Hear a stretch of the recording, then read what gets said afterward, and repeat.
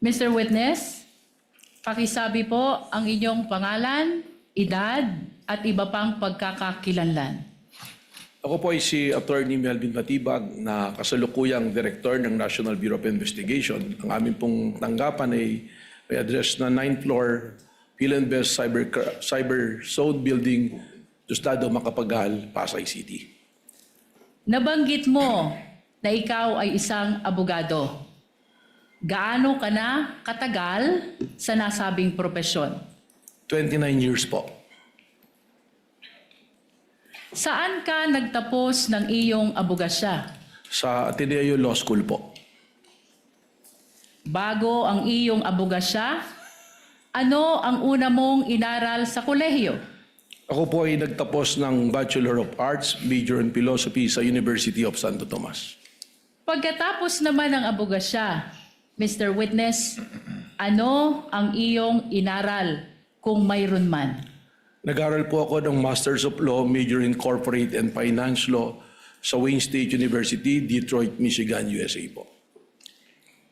You are here as NBI Director. Bago ka itinalaga bilang NBI Director, ano ang iyong mga naging trabaho kung mayroon man? Bago po ako itinalaga na NBA Director, kasalukuyan po ako naglilingkod bilang Dean o Dekano ng Lyceum Alabang College of Law. Nabanggit mo na ikaw ay dating Dean ng Lyceum College of Law, Alabang. Bukod sa pagiging Dean, ano pa, kung mayroon man, ang iyong naging trabaho bagong iyong pagkatalaga bilang NBI Director? Ako po ay nanungkulan na rin sa iba't ibang kapasidad sa ilalim po ng iba't ibang administrasyon. Una-una po rito bilang Director ng Laguna Lake Development Authority sa administrasyon po ni dating Pangulong Gloria Macapagal Arroyo. Nabanggit mo na ikaw ay naglingkod bilang Director ng Laguna Lake Development Authority panahon ng dating Pangulo, Gloria Macapagal Arroyo. Ano pa, Mr. Witness, kung mayroon man, ang iyong naging trabaho bago ka itinalaga bilang NBI Director? Sa administrasyon po din ng dating Pangulong Gloria Macapagal Arroyo, ako rin po ay nanungkulan bilang General Manager ng Manila International Airport Authority at sa administrasyon din po ng dating Pangulong Rodrigo Roa Duterte, ako rin po ay nanungkulan sa iba't ibang kapasidad po. Nabanggit mo na sa ilalim ng administrasyon ni Pangulong Duterte, nanungkulan ka rin sa gobyerno. Ano itong mga posisyon mo sa gobyerno na iyong nabanggit? Objection, Your Honor. Relevance. Your Honor, may I Counsel respond? may answer. Counsel may respond The rather. prosecution, Your Honor, is establishing the competence of the witness, the qualification as an official of the government. We are establishing, Your Honor, that he is loyal to his duty regardless of the principal he is serving. Wind up with your preliminaries, counsel. Witness may answer. Objection overruled. Thank you, Your Honor.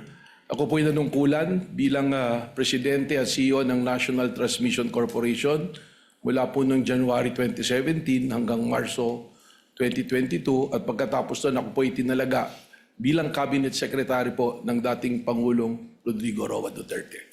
Kaugnay pa rin ng iyong pagiging NBI Director. Kailan ka itinalaga sa nasabing posisyon? Ako po ay nai-appoint noong pong February 20 ng kasalukuyang taon po. Mr. Witness, bilang NBI Director, ano ang iyong mga responsibilidad at kapangyarihan kung iyong nalalaman? Objection, Your Honor. We already stipulated on this matters. No need for the Director. Your Honor? Yeah. Did you stipulate, counsel, as well as with the powers, responsibilities of We're willing to stipulate, Your Honor, as what The the law Director? provides. Your Honor, regardless of the position of the defense to stipulate on the fact pertaining to the powers and responsibilities of the NBI Director, it is the position of the prosecution that since this is a constitutional process, mahalaga po na marinig ng ating mga iginagalang na senator judges, ganun din ng mga kababayang nanonood kung ano talaga ang responsibilidad at kapangyarihan ng isang NBI director. Understood, Counsel, but it has been stipulated already by Counsel for the respondent, so kindly go straight to the matter at the soonest possible time. You're on a short leash with respect to the preliminaries on the qualifications of the witness. Kindly proceed, ma'am. Mr. Witness, ano ang iyong mga kapangyarihan at responsibilidad kung iyong nalalaman? Ang kasama po dito sa aking mga responsibilidad, ang unang-una na po, we are the primary investigating authority ng ating pong bansa. Kung kaya po, ito po ay aming mandato na mag-imbestiga sa anumang usapin o mga maaring krimen na pumapasok sa amin.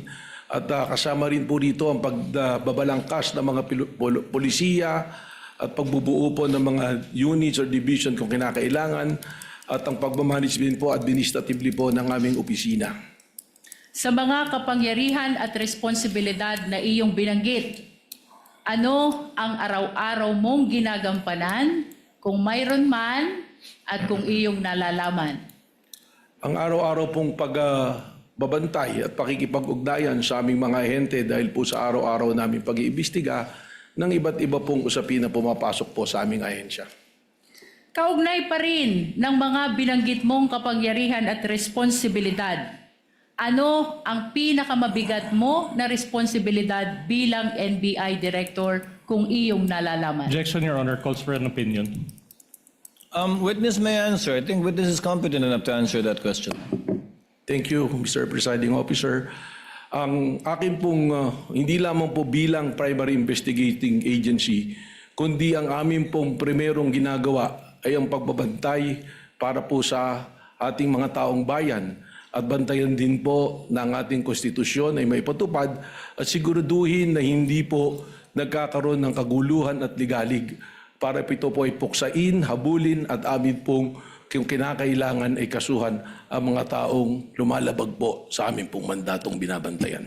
Chair would like to remind the lead prosecutor to go into the meat of our direct examination already. I think we've heard enough of the preliminaries insofar as Director Matibag is concerned. Kindly May we proceed, ma'am. Your Honor. Mr. Witness, naririto ka upang tumistigo sa impeachment trial na ito. Ano ang pagkakakilanlan ng respondent sa impeachment trial na ito kung iyong nalalaman? Malinaw naman po na ang nasasakdal po sa impeachment trial na ito ay ang ating pong Vice Presidente na si Vice President Sara Duterte. Bukod sa ang respondent ay ang Vice Presidente, ano pa kung mayroon man ang pagkakakilanlan ng respondent sa impeachment trial na ito? Base po sa aking mandato bilang direktor nang ako po ay pumasok sa aming opisina, lahat po ng mga kasong nakabinbin at mga amin na naipasok sa Department of Justice ay aking pong niribisa at tiningnan upang akin po itong masubaybayan. At isa po sa mga kasong aking nakita rito, ang respondent po rito ay ang ating pong Vice Presidente kung saan po siya ay kinasuhan ng aming Cybercrime Division ng grave threat at inciting to sedition na kasalukuyan po ngayong nakabinbin sa Department of Justice. Nabanggit mo na ang respondent ay may kasong grave threat at inciting to sedition sa DOJ. Mr. Witness, ano pa kung mayroon man ang pagkakakilanlan ng respondent sa impeachment trial na ito? Ang ating pong Vice Presidente kasalukuyang ating pong subject sa ating continuing investigation dun po sa pagbabanta at plano na pagpatay po sa ating Pangulo, sa First Lady at sa dati pong Speaker of the House. Mr. Witness, may binanggit ka na continuing investigation ng NBI. Ano ang iyong ginawa kung mayroon man kaugnay ng ongoing investigation ng NBI na iyong binanggit? Tayo po ay nagtatag ng tinatawag ko ni Special Task Force po sa pamamagitan ng pag-create po ng isang administrative order kung saan bumalangkas po tayo ng mga miyembro ng aming pong opisina para sila po ang magtuloy ng investigasyon na ito at mag-monitor po ng mga kailangang gawin. Kaugnay pa rin ng binanggit mong Special Task Force. Ano ang kahalagahan nito sa investigasyon na ginagawa ng National Bureau of Investigation? Napakahalaga po para sa amin sapagkat from our law enforcement perspective, ang ginawa pong banta ng Vice Presidente ay tinatrato na namin hindi banta kundi isang plano para po sa pagpatay sa ating Pangulo. And that is a threat to the President which we consider also na threat po sa ating national security. Mr. Witness, anong katunayan mayroon ka? Kaugnay ng iyong binanggit na binuong Special Task Force upang mag-imbestiga sa lahat ng banta sa buhay ng Presidente kasama na ang pagbabanta ng Vice Presidente. Meron po akong inisyu na Administrative Order number 11 noong April 16 ng kasalukuyang taon po. At kung ipapakita sa iyo ang kopya ng Administrative Order number 11, ito ba ay makikilala mo? Opo.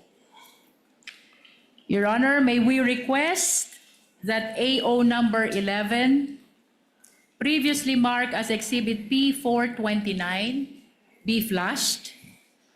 We likewise request, Your Honor, that Attorney Kyle Kapunan, assisting counsel, be allowed to approach the witness for confirmation of the document. Assisting counsel for the prosecution may approach, and likewise, assisting counsel for the respondent may approach to confirm and validate the document being shown to the witness.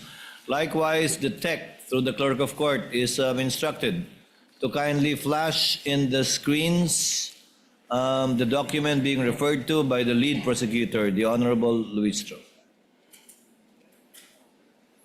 Kindly zoom it in, please. Mr. Thank you. Witness, Your Honor, can we be Attorney given time Binloan to is comment? recognized. Your Honor, we manifest for the record, Your Honor, that the document is a photocopy. So noted.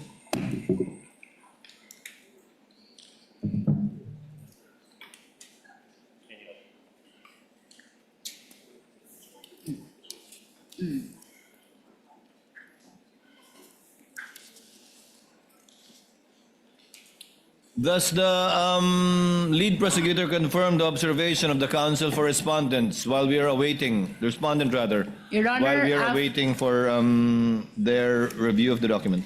Your Honor, after the confirmation of the document, the prosecution will be requesting for the transfer of marking to a certified true copy, Your Honor.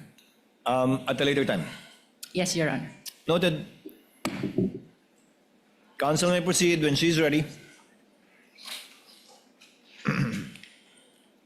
Mr. Witness, ipinapakita sa iyo ngayon, may we request the assisting counsel to please show the document to the witness? Attorney Kapunan, kindly. Mr. Witness, ipinapakita sa iyo ngayon ang isang dokumento na may pamagat na Administrative Order number 11. Ano ang kaugnayan nito sa binanggit mo kanina na Administrative Order number 11 na kung saan nabuo ang Special Task Force? Ito po yung aking dokumentong binabanggit. Sa pangalawang pahina ng Administrative Order number 11, makikita ang isang lagda sa taas ng pangalang Attorney Melvin Matibag. Kaninong lagda ito, Mr. Witness? Sa akin po. Your Honor, may we manifest that AO number 11 has been previously marked as Exhibit P429, and we just want to place on record the request for the transfer of marking at a later time to the certified true copy, Your Honor. Noted. Kaugnay pa rin ng Administrative Order number 11, Mr. Witness. Ano ang komposisyon ng Special Task Force kung iyong nalalaman? Ito po ay binubuo ng iba't ibang division na pinamumunuan po ng aming pong team leader na Deputy Director for Operations at dalawa po na assistant team leader sa pangunguna po ng Assistant Director namin for Investigation at Assistant Director for Intelligence po. Nabanggit mo ang team leader at assistant team leader ng Special Task Force. Sino naman ang mga miyembro ng Special Task Force kung iyong nalalaman? Your Honor, hindi po sino, kundi ito po ay mga grupo, specific units po. Isa na po rito ang National Capital Region Division namin, ang Cybercrime Division po namin, ang aming pong OCTD, Organized Crime, Transnational Crime Division, ang TID po at ang CFD. Mr. Witness, nabanggit mo ang National Capital Region Division. Ano ang dahilan at isinama ang National Capital Region Division sa miyembro ng Special Task Force kung iyong nalalaman? Sapagkat ang pag-iimbestiga po at ang continuing na surveillance ay tungkol sa banta sa kaligtasan po ng ating Pangulo at ang primerong opisina at tirahan po ng ating Pangulo ay nasa National Capital Region, kung kaya naman po ating pong isinama rito ang National Capital Region bilang miyembro po ng Special Task Force na ito. Mr. Witness, binanggit mo din kanina ang Cybercrime Division. Ano naman ang dahilan kung iyong nalalaman? Bakit ginawang miyembro ng Special Task Force ang Cybercrime Division? Ang Cybercrime Division po ay kasama dito sa task force na ito sapagkat marami po ngayon na nabanta na pumapasok po sa ating Pangulo sa pamamagitan po paggamit ng social media platform at ang CCD po, sila po yung may karanasan at kaalaman po na sapat para bantayan po ang mga bantang papasok dito sa pang-araw-araw po. Mr. Witness, binanggit mo din ang Organized Transnational Crime Division. Ano naman ang dahilan at isinama ito sa Special Task Force kung mayroon man? Hindi naman po lingid sa atin na ang ating Pangulo ay may mga pagkakataon na lumalabas ng ating bansa at nagbabiyahe na kung saan ay ating pa rin pong tungkulin na bantayan ang kanyang seguridad kahit siya ay nasa labas ng ating bansa. At ang ating pong Organized Transnational Crime Division, sila po yung merong ugnayan sa ating pong mga counterparts sa iba't ibang bansa upang ating pong maisiguro ang kaligtasan po ng ating pong Pangulo habang siya ay nasa labas ng ating bansa. Mr. Witness, kasama sa iyong binanggit ang Technical Intelligence Division. Ano naman ang dahilan at kasama ito sa miyembro ng STF kung mayroon man? Napaka-importante po ng role ng TID, ng Technical Intelligence Division, sapagkat ang mga banta po na katulad ng pumapasok po sa ating Pangulo ay nangangailangan po ng masusi at malawak na intelligence network. At ang TID po natin, sila po ang may karapatan dito at nagpuproseso ng mga ganito pong gawain. Bilang huli, Mr. Witness, binanggit mo din ang Digital Forensic Laboratory Division. Ano naman ang dahilan at isinama ito sa miyembro ng Special Task Force?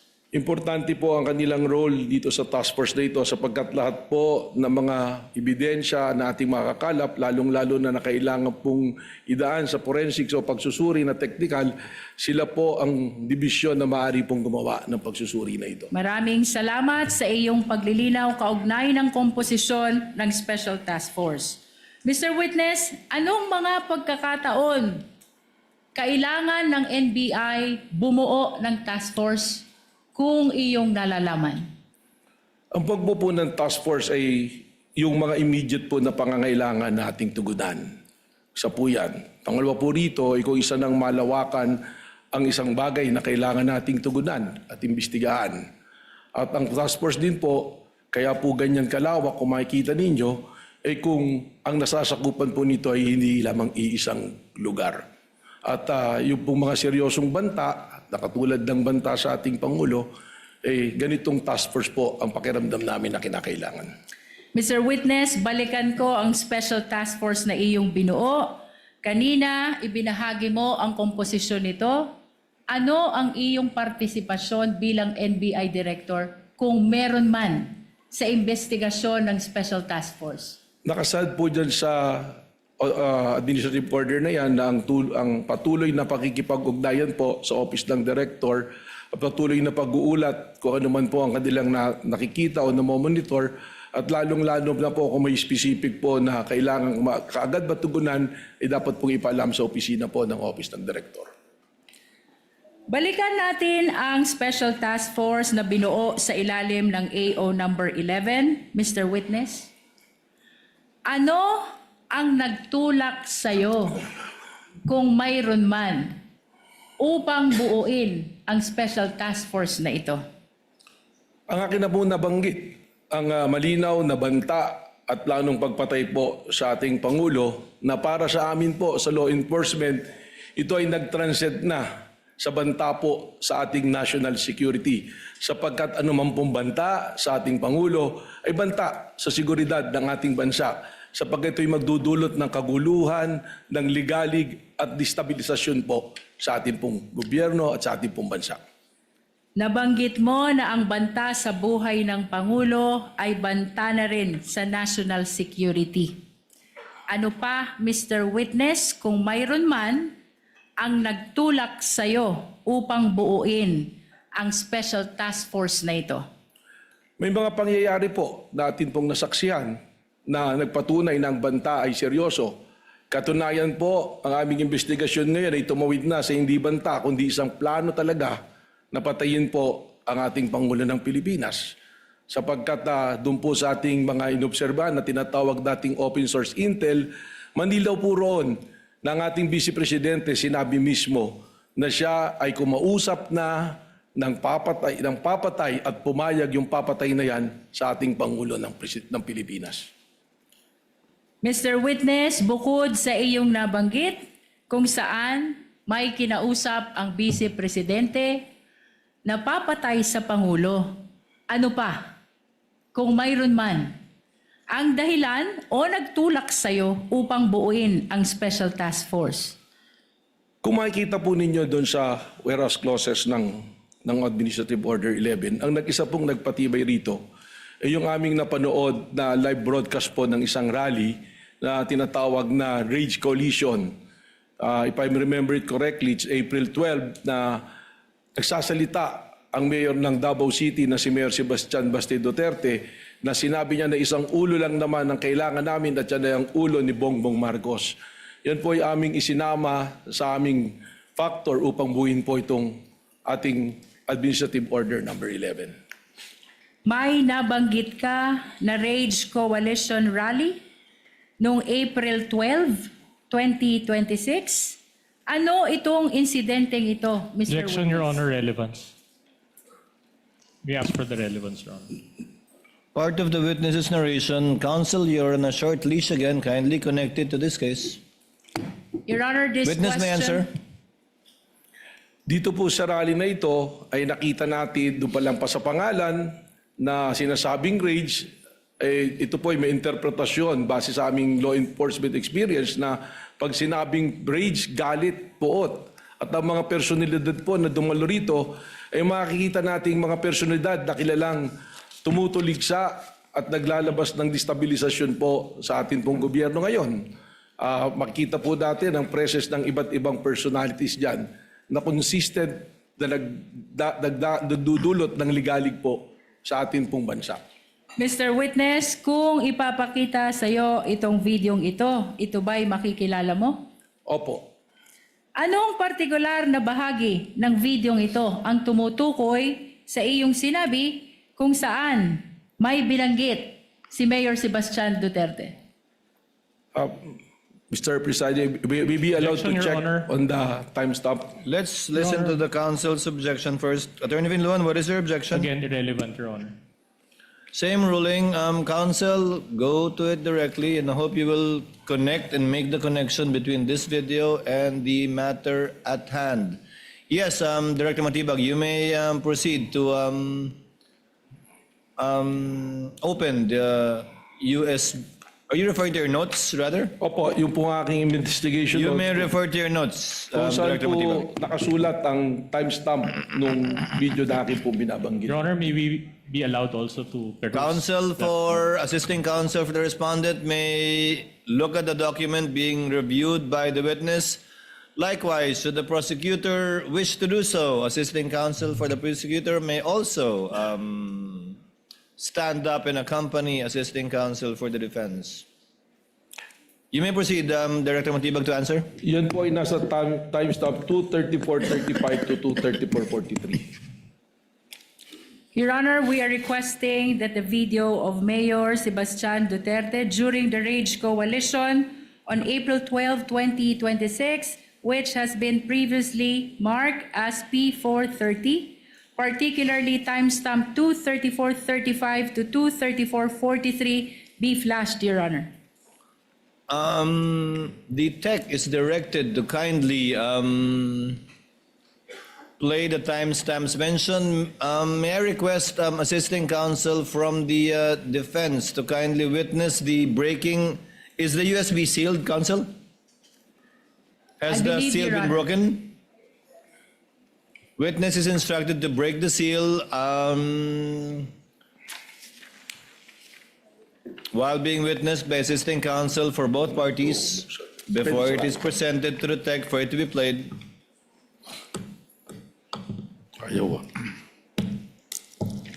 Ayan.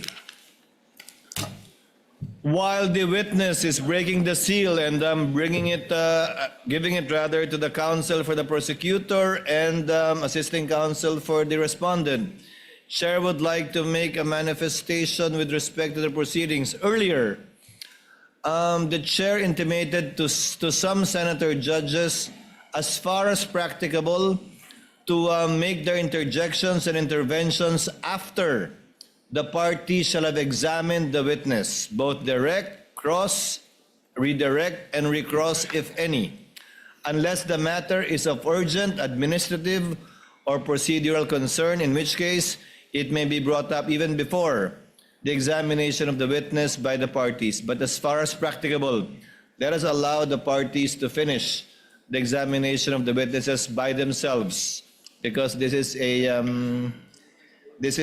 more of a trial really than merely seeking clarificatory questions when the counsels can elicit that from the witness anyway. Yes, are we ready to play the video?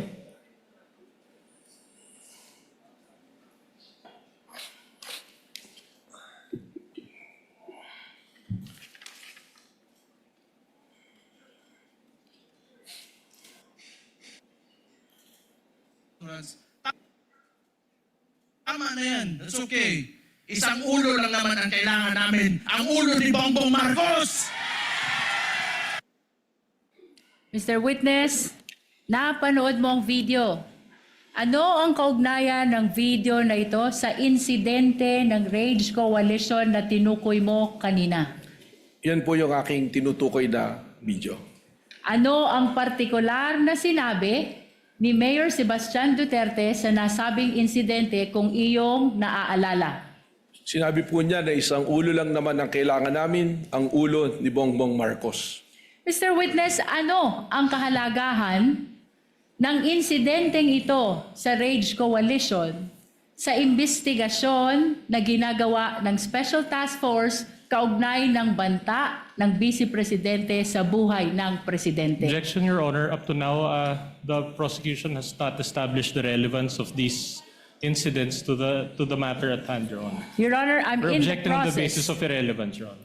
I'm in the process of establishing the relevance already, Your Honor. Counsel, kindly do so as best you can with the shortest possible time. I will allow it.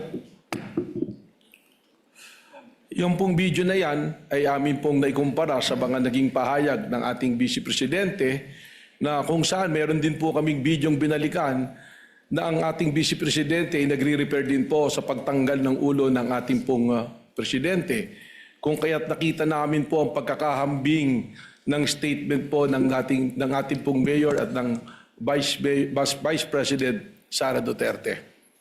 Mr. Witness, binanggit mo ang isang insidente kung saan sinabi ng Vice Presidente gusto tanggalin ang ulo ng Presidente. Ano itong insidenteng ito kung iyong nalalaman? Sa aking pong recollection sa aking pag-iimbestiga, ito po yung kanyang press conference noong October 18 ng 2024 kung saan sinabi niya gusto kong tanggalin ang ulo niya ba? At sinabi rin po niya nga imagine cutting his head. So yan po ang binabanggit ko na video.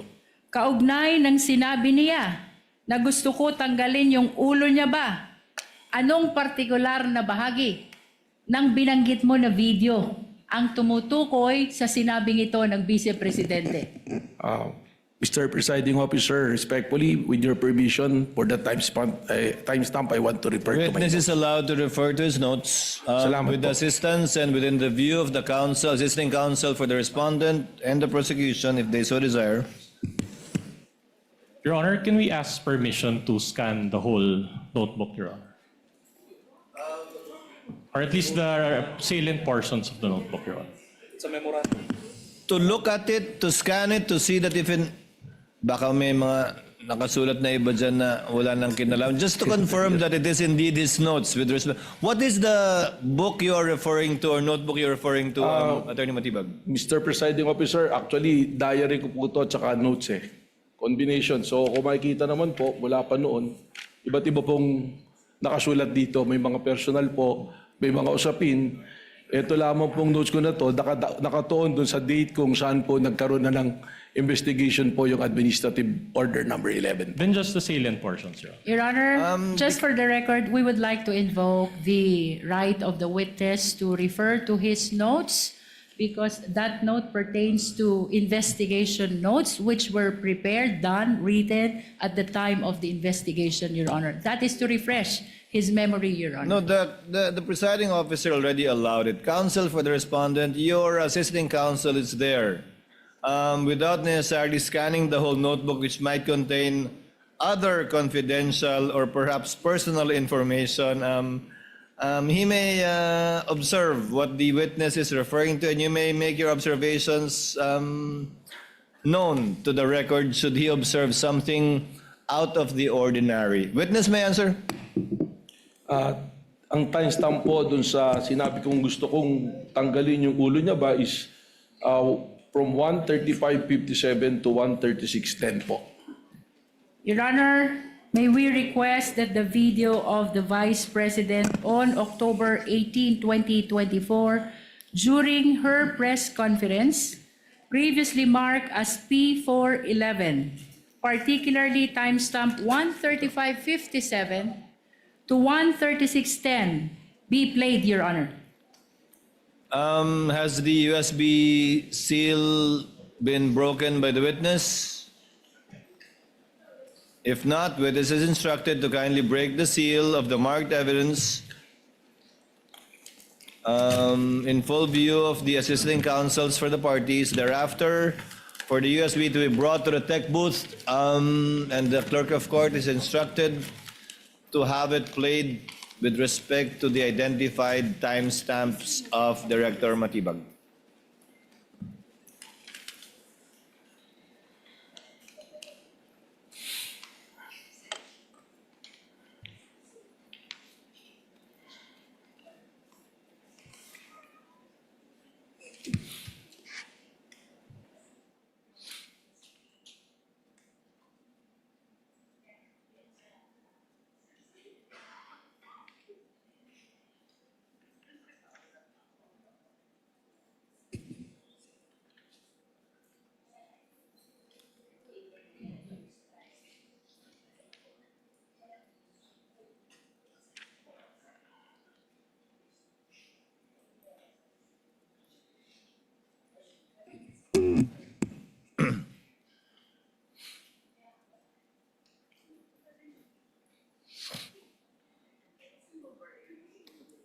Gusto ko tanggalin yung ulo niya ba?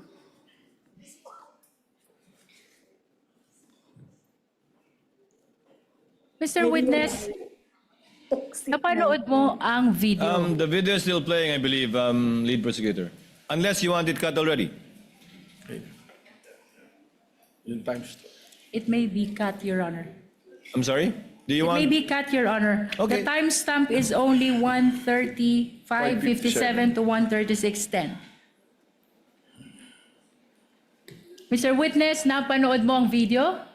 Ano ang kaugnayan nito sa insidenteng tinukoy mo kanina kung saan sinabi ng Vice Presidente, gusto kong tanggalin ang ulo niya ba?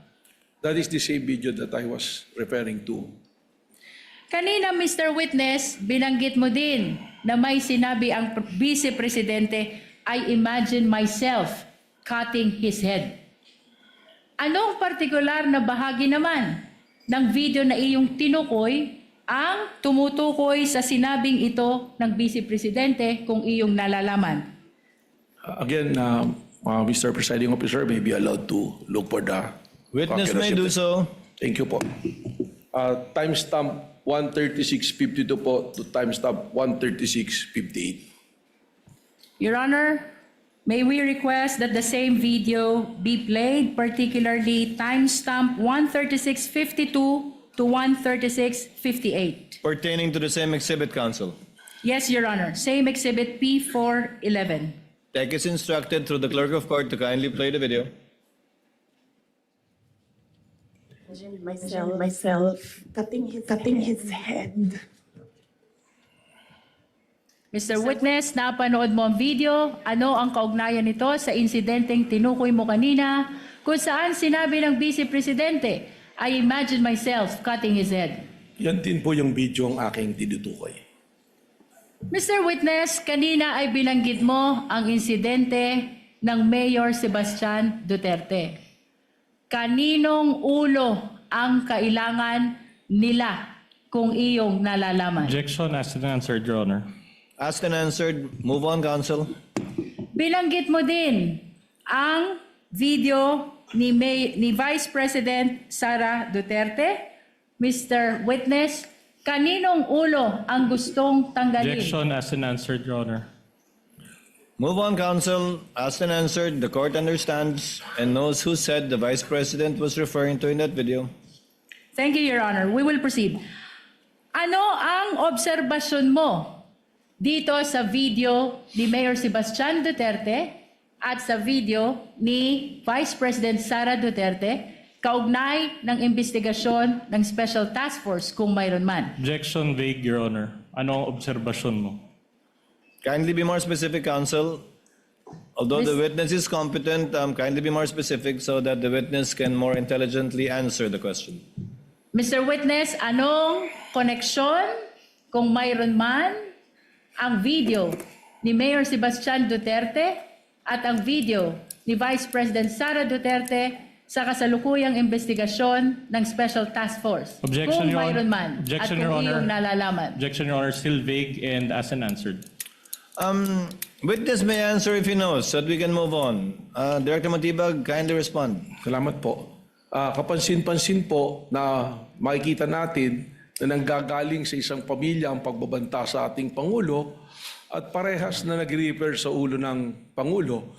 Kung kaya naman, iniisip po ba namin kung meron bang kasabwat o may sabwatan sa pangyayaring ito, sapagkat gaya po ng aking binanggit na noong November 23, binanggit po ng ating Vice Presidente na meron na siyang kinausap para pumatay sa ating Pangulo at pumayag siya. Kaya ito po ang amin pong tinututukan sa task force na amin pong itinatag. Objection, Your Honor. We would have to object as to the answer being non-responsive, and we would like to move, Your Honor, that it be expunged from the record. Your Honor, the witness has answered already, and that should form part of the transcript of our trial today. Then we move to strike it off, Your Honor. The objection is overruled and the motion to strike is denied. Let it remain in the records for the appreciation of the senator judges as to the weight they will give that particular part of the witness's testimony. We will submit, Your Honor. Mr. Witness, binanggit Counsel, mo may proceed. kanina na may kinausap ng tao ang Vice Presidente. Ano ang kahalagahan nito sa inyong investigasyon sa Special Task Force? Kung mayroon man. Sapagkat ito po yung amin mismong tinitingnan, sapagkat ang tingin nga po namin dito that the threat is serious, active, and continuing doon po sa banta sa ating presidente. At dahil ito ay seryoso, aktibo, at patuloy na umiiral, ay nagiging banta na rin po sa ating pambansang seguridad. Sapagkat anuman pong banta sa seguridad ng ating Pangulo ay banta po sa ating national security.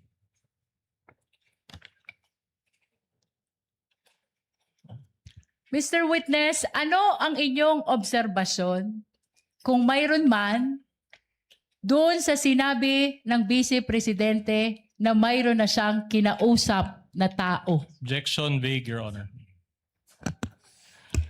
Your Honor, the witness is very much competent. Please allow him to answer the question. Objection overruled. Witness may answer. Kindly move on, counsel. I think I know where you're getting at, but kindly move on toward your point. Witness may answer. Ang obserbasyon po namin dito ay hindi na ito isang banta, kundi isang plano.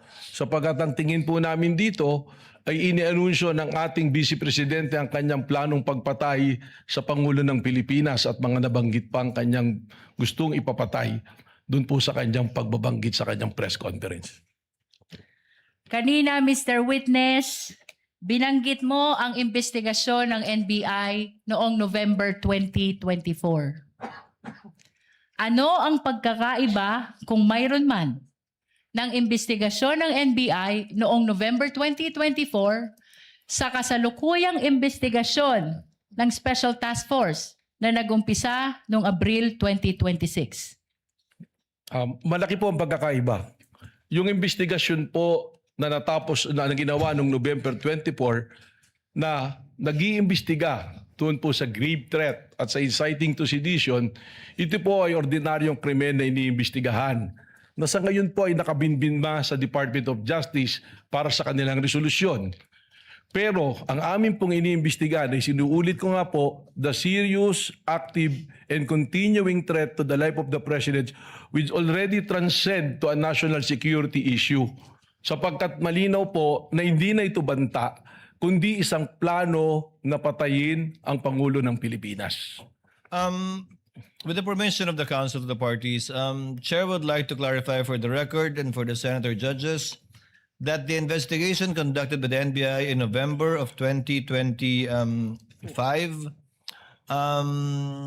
the witness was not yet the director at that time, but he can testify as to the fact that the agency he now heads conducted the investigation, but not as to the truth of the investigations conducted at that time, but as to the fact that investigations were conducted only. You may proceed, Counsel. Mr. Witness, ano ang dahilan bakit kasama ang video ni Mayor Sebastian Duterte sa inyong sinasabi ngayon na ang bantang ito ay banta na sa national security kung mayroon man? Objection asked and answered, Your Honor. Asked and answered, Counsel. Move on. Your Honor, as a matter of fact, we haven't asked that question and the witness is supposed to explain the reasons why the video was actually considered in their observation that this is a threat to national security. I believe the witness already answered that any threat to the President is a threat to national security, to the national security of the country. And earlier, the Council already asked the relationship of the video to that statement of the witness, which the Chair allowed. We're already there, Counsel. Please move on. Bilang karagdagan, Mr. Witness, sa iyong binanggit na issue ng national security, kaugnay ng video ni Mayor Sebastian Duterte, ano pa ang dahilan, kung mayroon man, kung bakit isinama siya sa pagsusuri ng Special Task Force? Sapagkat dito lang nga po na makikita ng naging pagbabanta ng ating Vice President ay nagkaroon po ng tinatawag natin na epekto. It is a kinetic force na kung saan yung mga nakarinig ng kanyang pagbabanta ay gumagaya na rin at nagbabanta. Lalong-lalo na sila ay nabibilang sa isang pamilya. That is the very purpose of the task force, to monitor all those threats na lumalabas po ngayon at sa araw-araw nga, meron po tayong nakikitang threat sa social media, sa mga pahayag po during the mga rallies, ay tuloy-tuloy po na banta sa ating pong Pangulo na umaabot na po na banta sa ating national security. Binanggit mo ang kinetic force. Anong ibig sabihin nito, Mr. Witness? Na yung kanila pong aksyon ay nagkakaroon po ng epekto para kumilos sa mga nakakarinig, ang kanilang mga supporter, upang maghasik po ng ligalig at kaguluhan po sa ating pong bansa at hindi na nirirespeto ang ating pong konstitusyon at wala na rin pong pagtingin sa ating democratic process. Ano pa ang dahilan kung meron man? Bakit isinama sa pagsusuri ang video ni Mayor Sebastian Duterte kaugnay ng Rage Coalition Rally? Yung Objection presensya, has been answered, Your Honor. Witness may answer.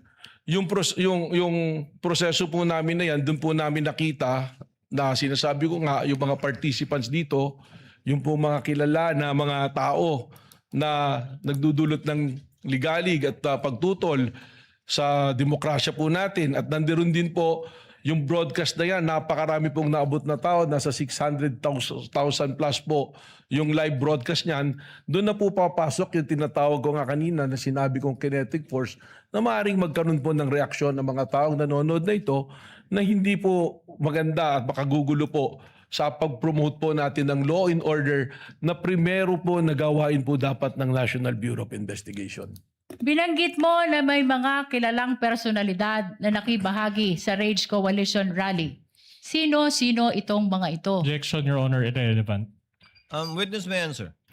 Makita po natin doon, may mga senador din po na nandoon. Nandoon din po si Mike Defensor at nandoon po ang mga haligi po ng PDP Laban na akin po mga kakilala. Nandoon din po ang mga iba't ibang leader sa iba't ibang rehiyon na akin na pong nakasama noon nung ako ay miyembro pa ng PDP Laban. Mr. Witness, ano ang ibig sabihin ng rage kung iyong nalalaman? Objection, Your Honor, irrelevant. I think counsel has already made the connection between the rage, the statements of Mayor Baste, and the statements of the respondent. Witness may answer. Sa Tagalog po niyan ay galit o puot. Yun po.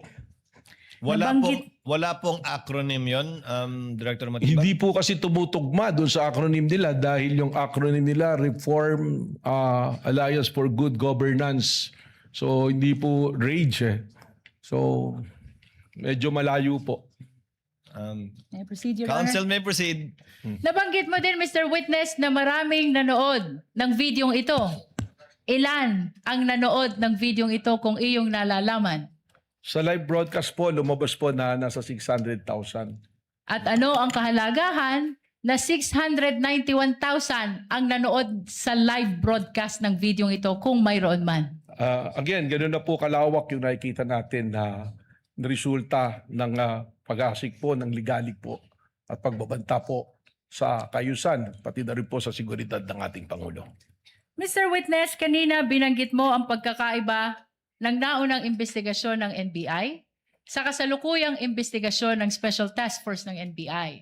Ngayon, ano naman ang ginawa ng NBI sa pagitan ng unang investigasyon kung saan na-file ang kasong grave threat at inciting to sedition sa DOJ, February 2025, sa kasalukuyang investigasyon ng Special Task Force na inumpisahan nung buuin ang STF April 2026, kung mayroon man.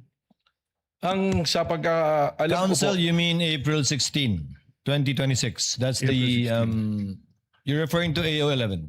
Yes, Your Honor. Witness may answer. doon po base po sa tanong ng mula February 25, 2025, ako po ay hindi pa NBI noon, subalit nung ako po ay nag-assume nung February 20, kasama po sa ating pinag-aralan yan at alam naman po natin na ang mandato ng NBI ay ang patuloy na bantayan ng seguridad ng ating mga opisyalis at siguraduhin na may law and order. So ako po na-appraise naman na tuloy-tuloy ang mga monitoring at consultation po at surveillance na ginagawa ng iba't ibang unit noon. Ngayon, nung ako naman po ay pumasok bilang NBI Director at atin pong pinag-aralan yung mga kaso, noong April 16 nga po, itinatag na po natin ang task force na ito upang po matutukan ang mga issue na akin na nga pong nabanggit. Mr. Witness, maraming salamat sa iyong paglilinaw, kaugnay ng nauna at ng kasalukuyang investigasyon ng NBI. Kaugnay pa rin ng Special Task Force, ano ang iyong naging direktiba kung mayroon man? Kaugnay ng video ni Mayor Sebastian Duterte noong April 12, 2026. Akin pong ipinag-utos to the task force na may authenticate at may preserve itong video ito sapagkat abing pong iniisip na ito'y magiging material sa amin pong pag-iimbestiga at sa darating po na panahon na amin po itong gagamitin.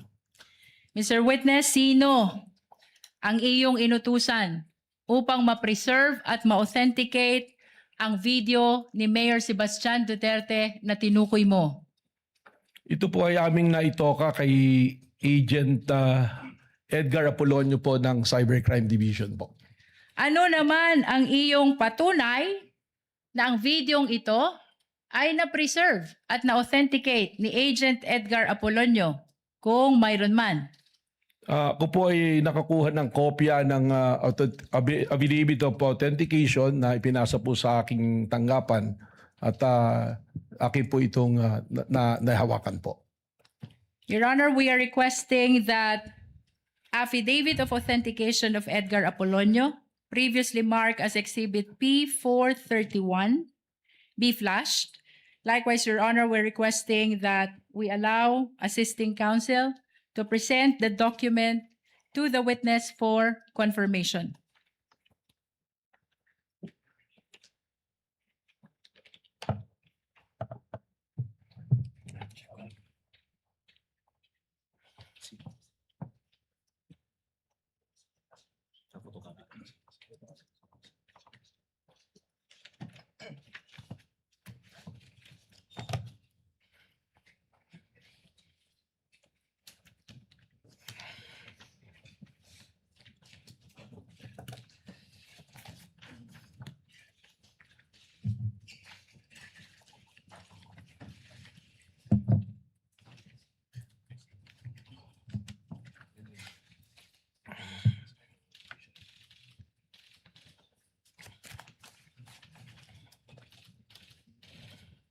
Mr. Witness, we are presenting to you a document entitled Affidavit of Authentication.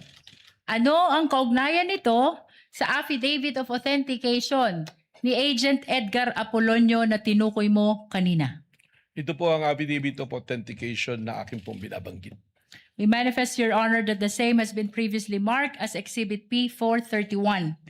Sa pahina 2, makikita isang lagda sa ibabaw ng pangalang Agent Edgar Apolonio.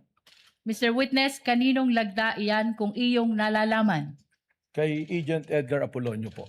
Mr. Witness, paano mo nalaman na ang lagdang iyan ay lagda ni Agent Edgar Apolonio? Noong po ito'y sinumite sa aking opisina, siya po ay aking ipinatawag at tinanong ko kung siya ang gumawa at kung lagda niya po ito. Bukod po doon ay marami na po akong naiutos na ipa-authenticate sa kanya at iba pang dokumento na siya po ang lumalagda, kung saan nagkaroon na po ako ng familiarity doon sa kanya pong mga lagda. Maraming salamat sa iyong paglilinaw. Ngayon ay puntahan natin ang investigasyon ng Special Task Force sa banta ng Vice Presidente sa buhay ng Presidente. Ano ang mga ginamit niyong batayan? Kung mayroon man sa inyong pag-iimbestiga sa Special Task Force sa banta ng Vice Presidente sa buhay ng Presidente. Consistent po sa ginagamit po ng Protective Intelligence Methodology ng Secret Service ng Amerika.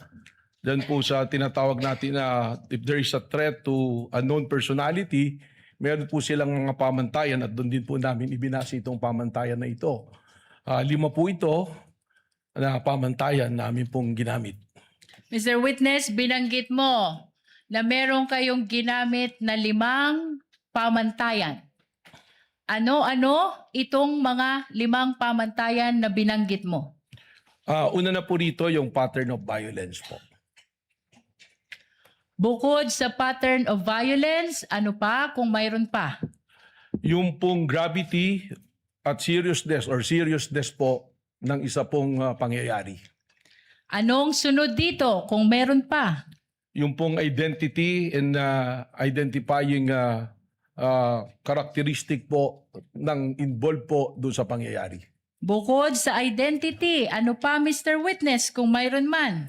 Ang isa po rito ay yung kakayanan po at kapasidad po ng nabanggit po na subject po. At bukod sa 4 na iyong nabanggit, ano pa? ang inyong ginamit na batayan kaugnay ng investigasyon na ito? Yung pong tinatawag na motive o motibo at intent po ng personality po. Mr. Witness, balikan natin ang pattern of violence na una mong binanggit kanina. Ano ang inyong sinuri, kung mayroon man, kaugnay ng pattern of violence ng Vice Presidente? Sa tulong po ng amin pong Special Task Force ay amin pong binalikan ang mga pangyayari na yan naman po ay lumabas na tinatawag namin sa media na mga open source intel namin. At doon po nakita namin yung isang event nung mayor pa po ang ating Vice President Sara Duterte na meron pong isang sheriff na gustong gawin ang kanyang tungkulin na atas po ng legal na atas ng korte na magpatupad po ng demolition order. Subalit hindi po ito nagustuhan ng noon ay mayor at kay Vice Presidente, kung saan ay tinawag po niya yung sheriff at pinagsusuntok po sa mukha itong sheriff na ito. Mr. Witness, binanggit mo ang isang insidente ng sheriff na pinagsusuntok sa muka. May ipapakita ako sa iyong video.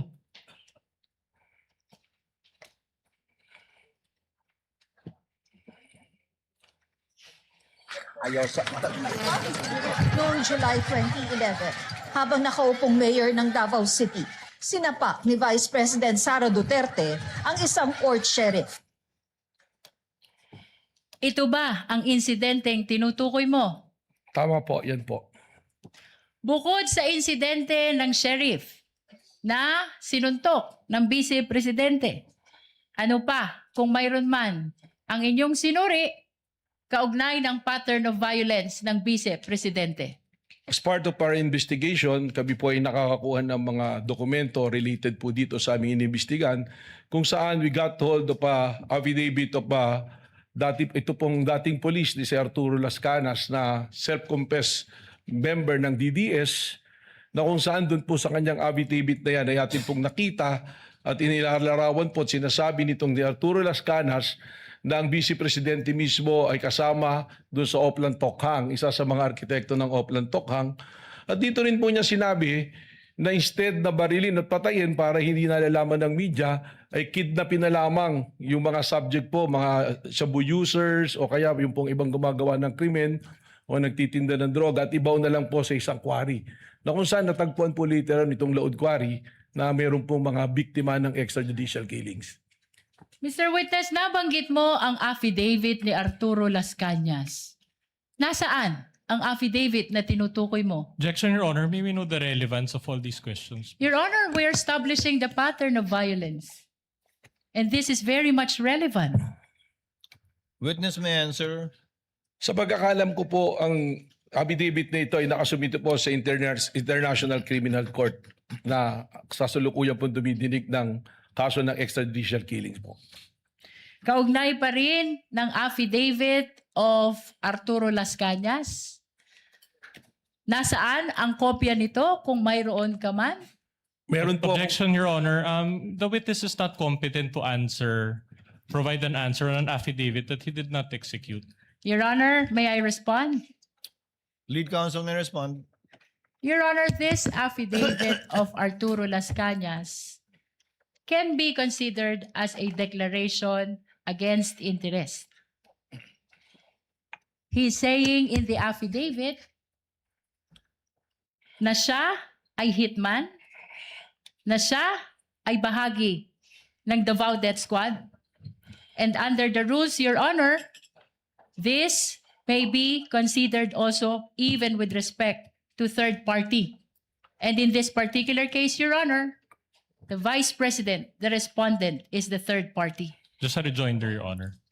Counsel for the respondent. Then we would have to object to that, Your Honor, because it will be Mr. Las Cañas, if at all, who has the personal knowledge. We're already going into the contents of such affidavit, and the witness is incompetent to testify on that.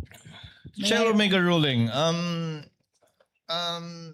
It is of no moment that it is a declaration against interest. Again, it is not an exception to the hearsay rule. It's certainly not a declaration against the interest of the witness. However, the court will allow it as part of the testimony and narration only of the witness, not as to the truth of the allegations of fact contained in the affidavit of Las Cañas, just as to the fact that the affidavit went through the office of the NBI director, that he knows of the affidavit, but certainly for the information likewise of the senator judges, not as to the truth of the allegations stated in the Las Cañas affidavit. Witness may answer. Your Honor, we will submit, but we register a continuing objection. The continuing objection of the counsel for respondent is duly noted and entered into the records. Mr. Witness, kaugnay pa rin ng affidavit ni Arturo Las Cañas. Nasaan ang kopya ng affidavit na ito? Meron po akong CP. Counsel, witness already answered. He said it is in the ICC, I believe. Your Honor, I am pertaining to his actual copy. You may proceed, counsel. Witness may answer. Nandito po sa akin, dala-dala ko po yung kopya ng affidavit. Your Honor, may we allow the witness to present his own copy? Witness is allowed to produce a copy she is mentioning, is referring to rather in his testimony.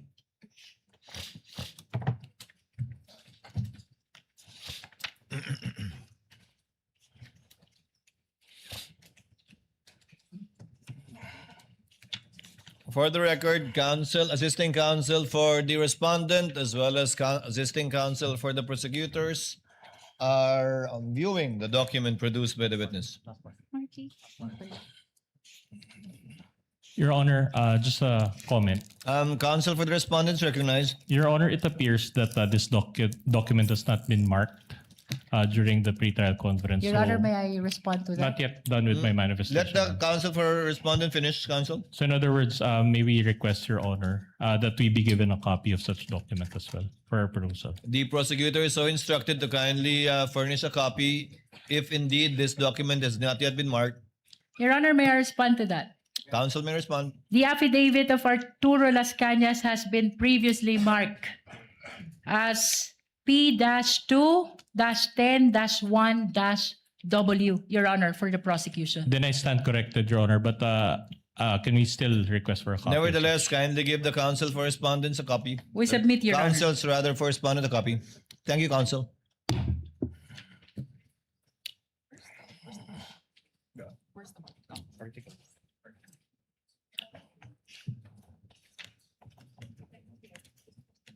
But we make the manifestation, Your Honor, that such Counsel may proceed to make a manifestation. that such exhibit was indeed marked, but it was marked under Article 2, Your Honor, not Article 4.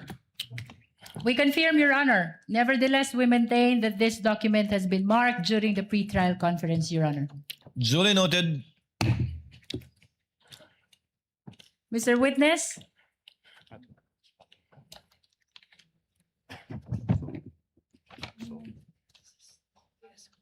Ito yung copy.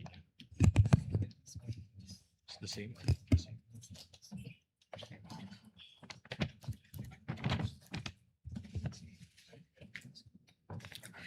May USB. May USB.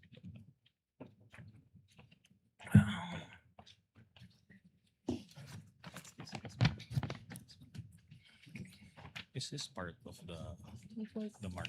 Oh, this is part of the mark. Just an additional comment, Your Honor. Counsel may proceed. It appears that the two documents are not the same in that the marked documents contains a page and attached thereto is an USB. However, the copy of Director Matibag does not contain that page, Your Honor. I'm sorry, counsel. It appears, Your Honor, that the two documents are not the same in What that two documents are you referring to? the marked exhibit and the set of documents from Director Matibag.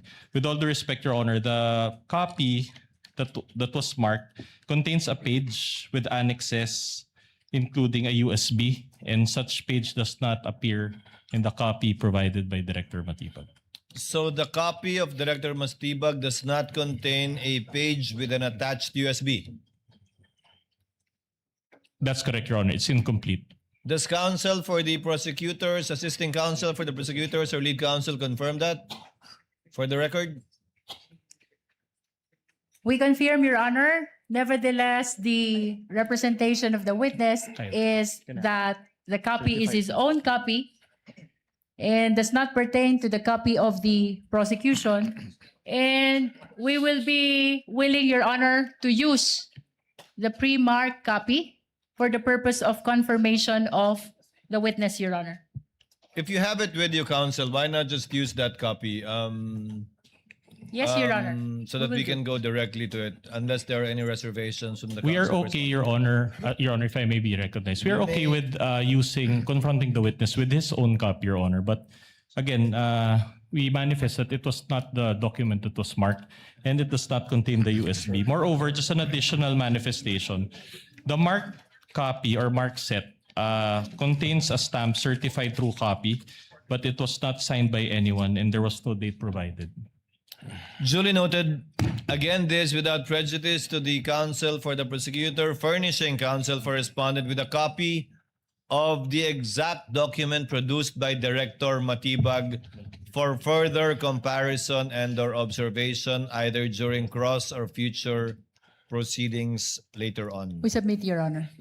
Your Honor, just a correction. There was a stamp, Your Honor, and a signature, but there was no name. Just for the record, Your Honor. Duly noted for the record.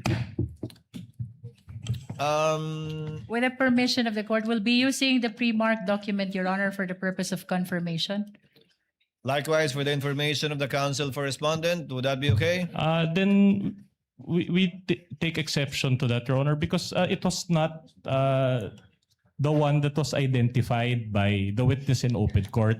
What he identified was his own copy, and that copy does not contain any USB. So he does not have.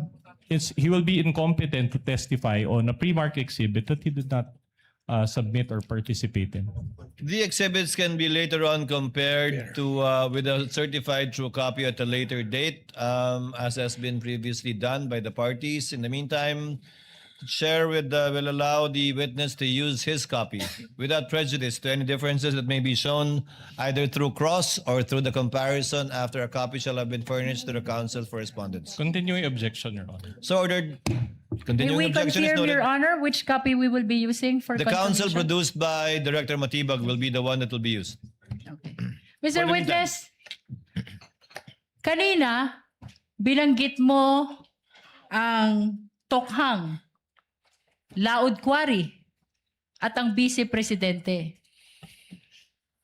Saang partikular na bahagi ng affidavit ni Arturo Las Cañas na ipinapakita mo ngayon tumutukoy dito sa mga binanggit mo? Objection, Your Honor. Then that already goes into the contents of such affidavit. And since the witness is not the one who executed the affidavit, then he has no personal knowledge and incompetent to answer that question. Your Honor, may I respond? Moreover, the court already ruled, Your Honor. Counsel for the prosecutor may respond before the court rules on the objection.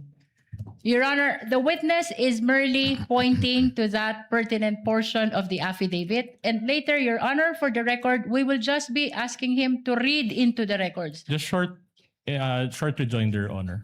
Counsel for the respondent may give his rejoinder. Objection, the document will speak for itself. Chair sustains the objection, counsel for the prosecutors. The document will speak for itself, and the document will be furnished to the senator judges anyway, given that it's part of the annexes.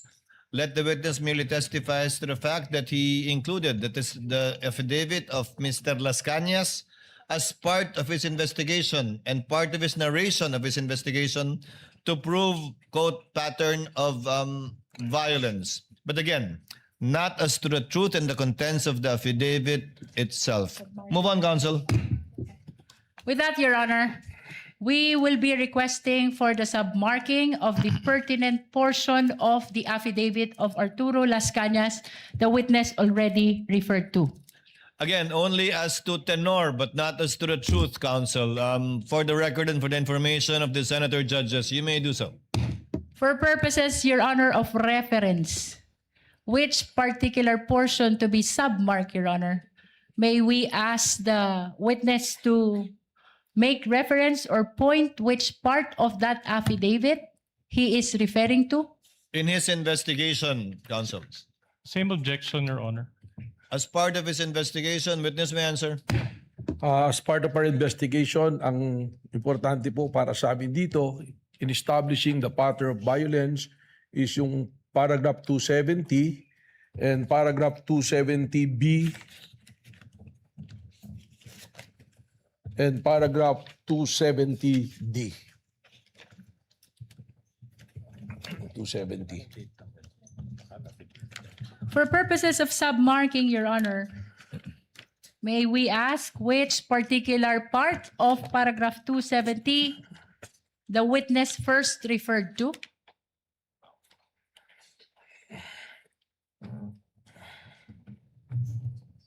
Your Honor, manifestation. Counsel for respondent may proceed. All right.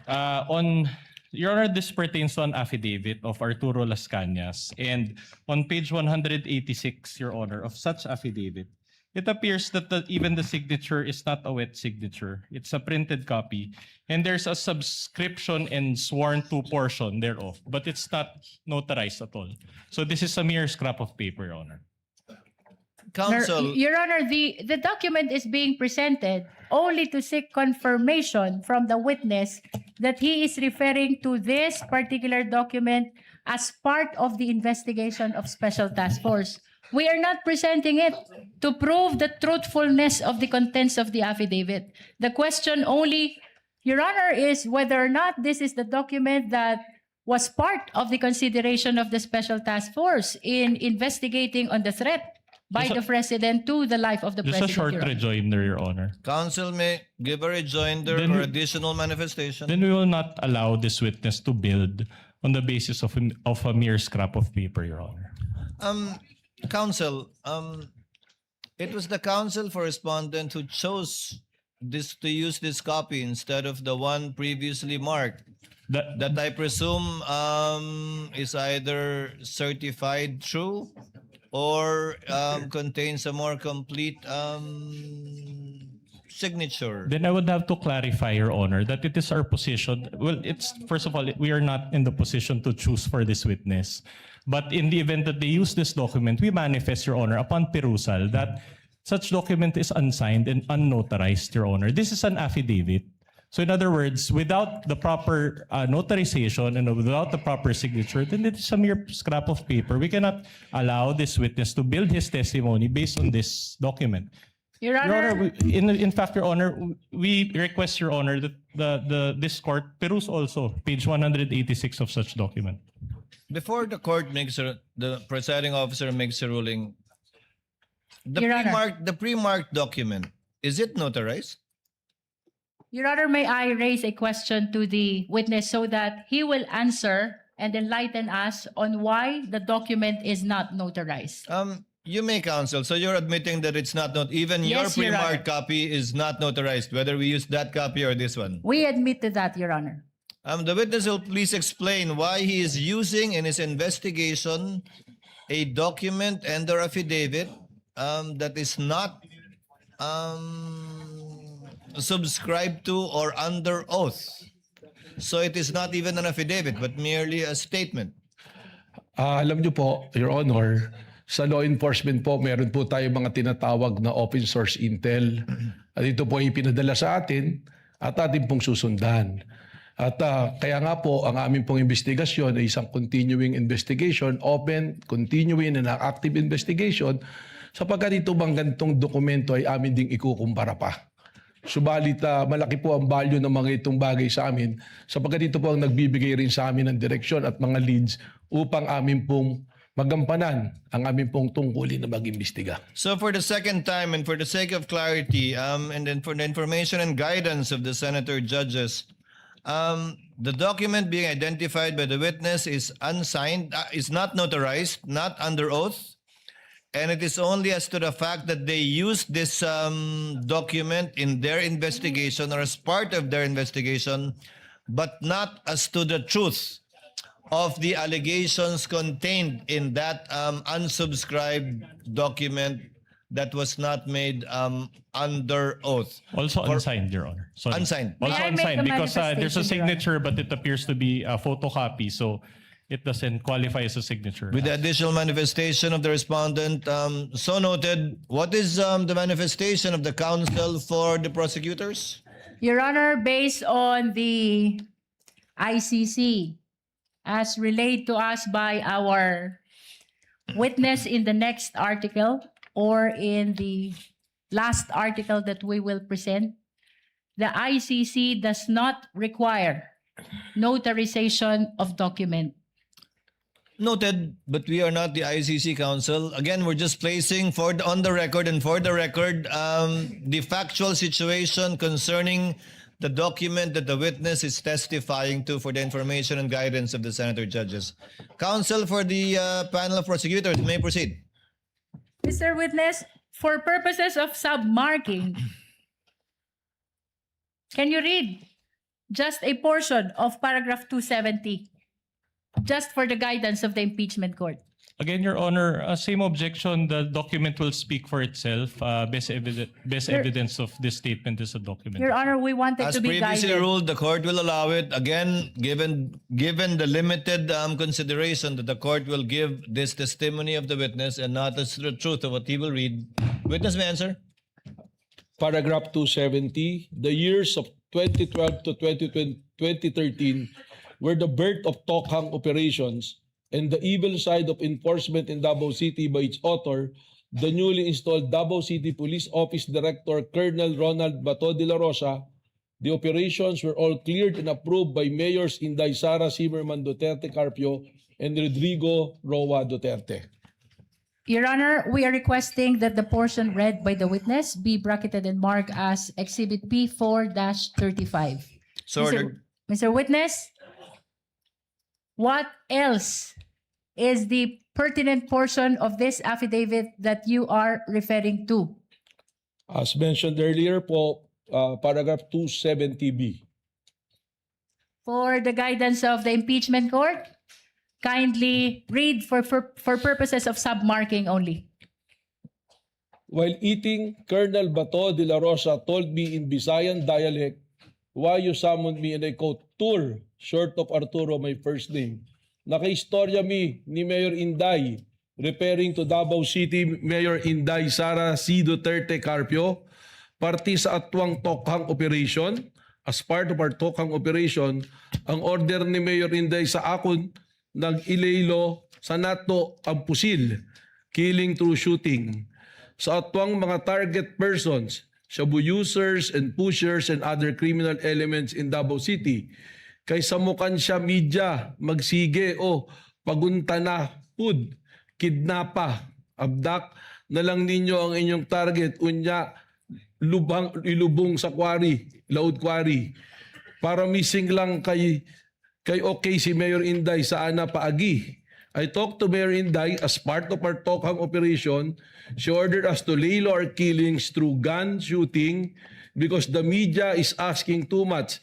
Just kidnap targets, then bury them in the quarry so they would go missing. She is okay with that way.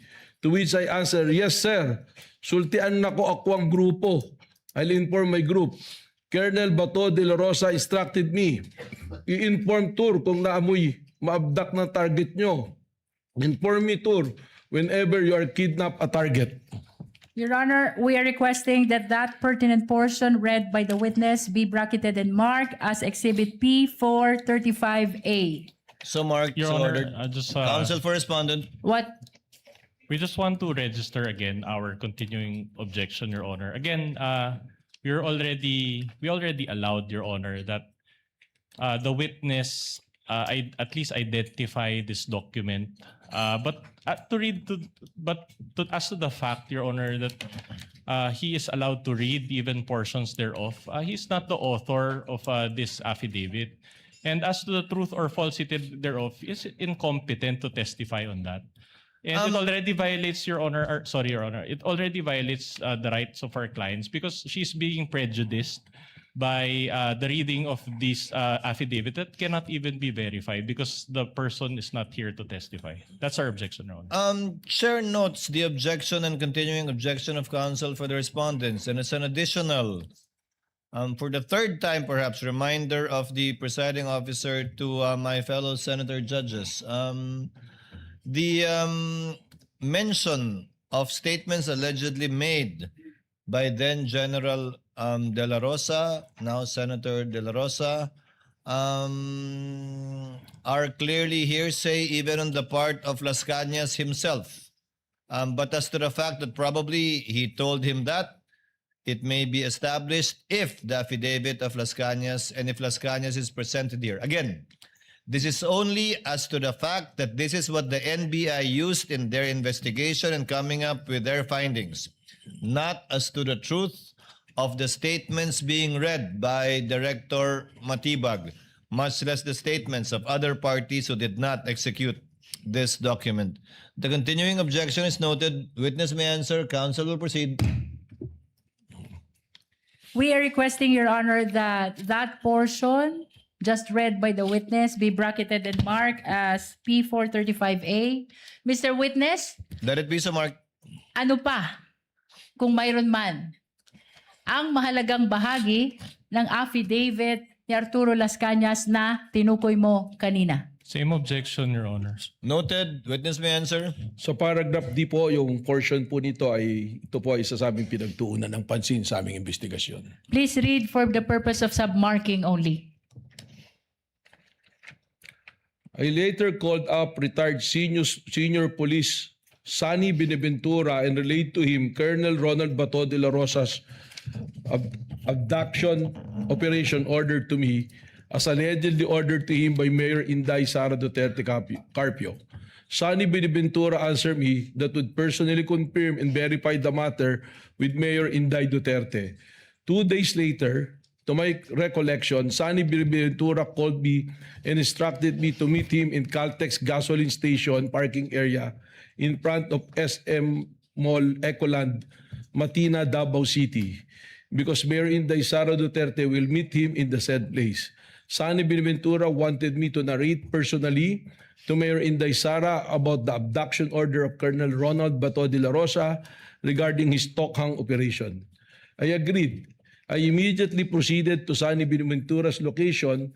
Upon my arrival on the board of my Strada pickup vehicle in Caltex gasoline station parking area, Sonny Benaventura motored me to the board pickup vehicle.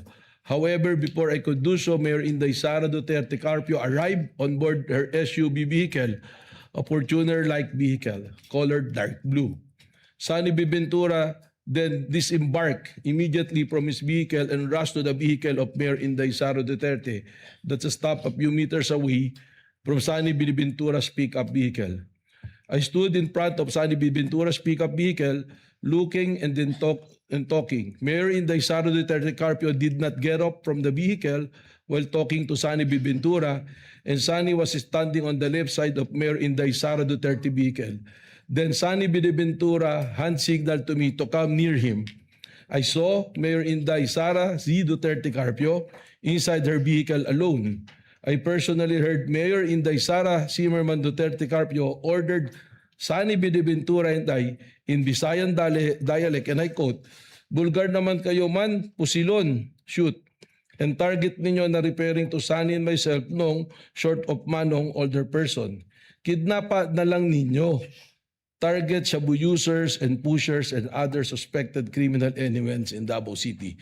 Para missing lang para sila, para dili samok ang media. Shooting your target is too brazen. Just kidnap them so they will just go missing and so that the media won't bother us. Sonny Benaventura replied, "Sige day, okay." Then she drove away. It was a 3 to 5 minute kill order through abduction operation from a lady mayor of our city, the daughter of Mayor President Rodrigo Roa Duterte, that shed much blood of innocent poor Filipino suspected of being shabu users and pushers in Davao City.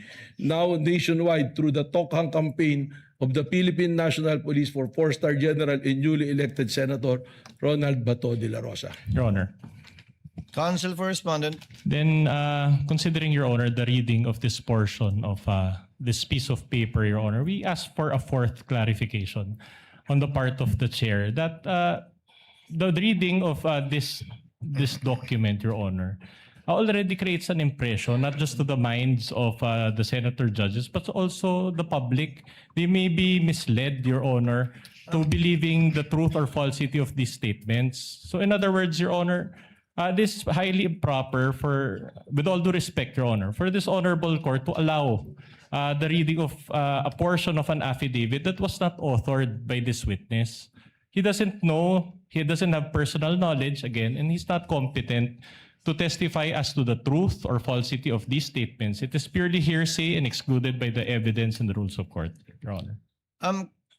The chair is inclined at this point to already agree with counsel for respondent. Chair will cut short any further identifications of the witness in regard to this affidavit. I think you have sufficiently established, counsel, May I the comment, Your so-called Honor? pattern of violence that you sought to establish in the investigation of the NBI regarding the so-called grave threats that they are investigating. But the chair will nevertheless remind again the senator judges, as requested by counsel for the respondents, that this is only as to the fact that Las Cañas executed a document that they used in their open source investigation, not as to the truth of what was read.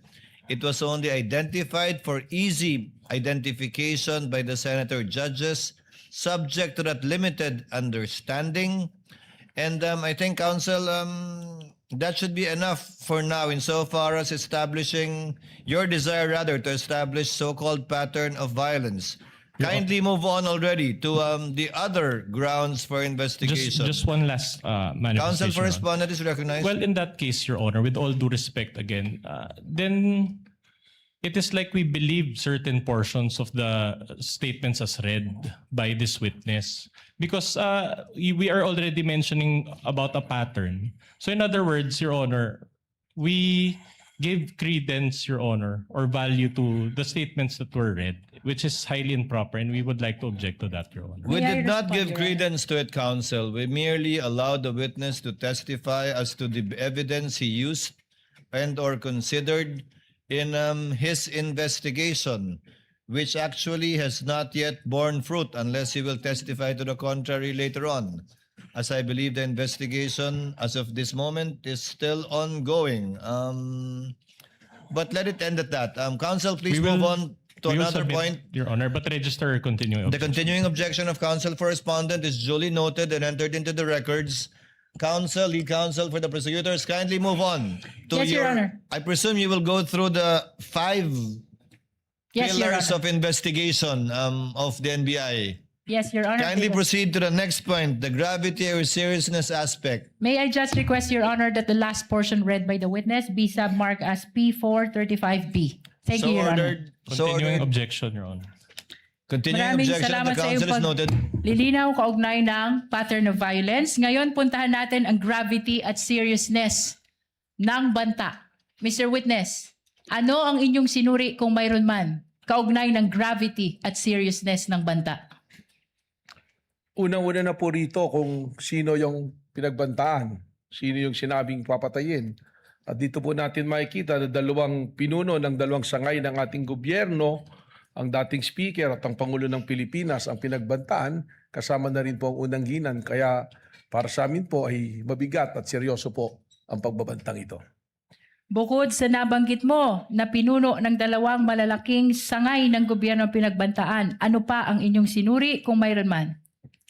Mismong ang Vice Presidente na po ang nagsabi na paulit-ulit na no joke. At pati pag tiningnan po natin yung kanya pong press conference noong November 23, 2024, makikita natin sa kanya na seryoso ang kanyang pagsasabi nito. Bukod dito sa binanggit mo na sinabi ng Vice Presidente, no joke, no joke. Ano pa kung mayroon man ang sinuri mo kaugnay ng gravity at seriousness ng banta? Tiningnan po natin yung mga kanina katulad ng video noong October 18 at nung yung pong kanyang video noong November 23 at nasundan pa po ito noong November 26 na sinasabi niya at kinukumpirma na seryoso ang kanyang pagbabanta at siya ay meron ng kinausap at pumayag para patayin ang Pangulo ng Pilipinas. Bukod sa nabanggit mong tatlong video, ano pa kung mayroon man ang iyong sinuri kaugnay pa rin ng gravity at seriousness ng banta? Para sa akin po, hindi na ito talaga banta, kundi isa na pong confession ng kanyang plano na pagpatay po sa ating Pangulo. Sapagkat makikita naman natin na sinabi niya na meron akong kinausap at pumayag ang kumausap para patayin ang presidente.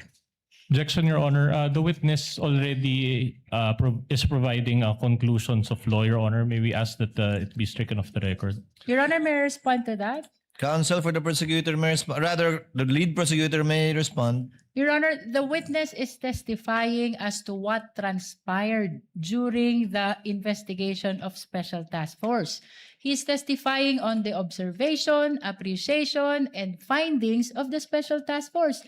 And this is the very purpose of presenting the testimony of NBI Director Melvin Matibag. Short rejoinder, Your Honor. Counsel may give a rejoinder. Part of the witness's response is the use of the term confession, which is a legal term. The witness is a lawyer. He knows exactly what he's doing, Your Honor.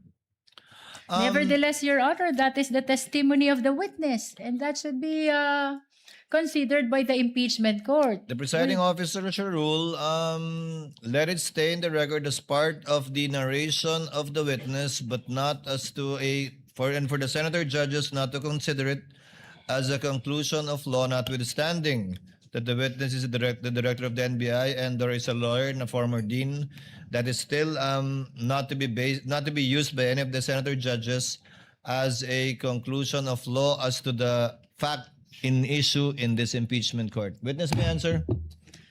Bukod Rather, sa counsel may binanggit proceed. mong confession, ano pa kung mayroon man ang iyong sinuri, kaugnay pa rin ng gravity at seriousness ng banta?